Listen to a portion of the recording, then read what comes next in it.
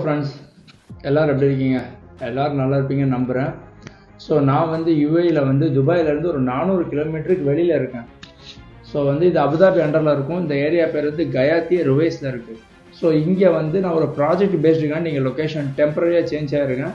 So இங்கே வந்து நோம்பு டயத்தில் கரெக்டாக மாட்டிக்கிட்டேன். ஸோ இங்கே வந்து இஃப்தார் சஹர் இதெல்லாம் கொஞ்சம் கஷ்டமாக இருக்குது.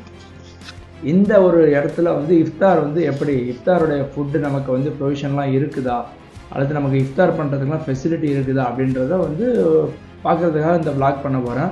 ஸோ இங்கே மெஜாரிட்டியான பீப்புள் யார் இருப்பாங்கன்னா அட்னாக்கில் ஒர்க் பண்ணுறாங்க பாருங்கள், அட்னா ஸ்டாஃப். அவங்க ஃபேமிலியோடு இந்த ஏரியாவில் இருப்பாங்க. இது வந்து ரொம்ப ரொம்ப அமைதியான இடம்.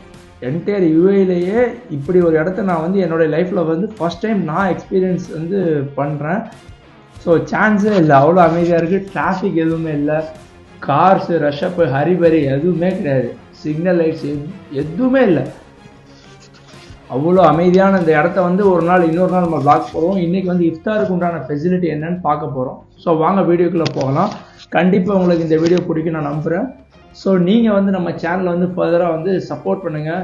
Keep supporting and please subscribe my channel for further content. அப்புறம் எனக்கும் கொஞ்சம் செல்ஃப் இன்ஸ்பிரேஷன் அண்ட் செல்ஃப் மோட்டிவேஷனாக இருக்கும். நான் வந்து ஃபர்தராக வந்து vlogging பண்ணுறதுக்கும் கண்டென்ட்ஸ் போடுறதுக்கும்.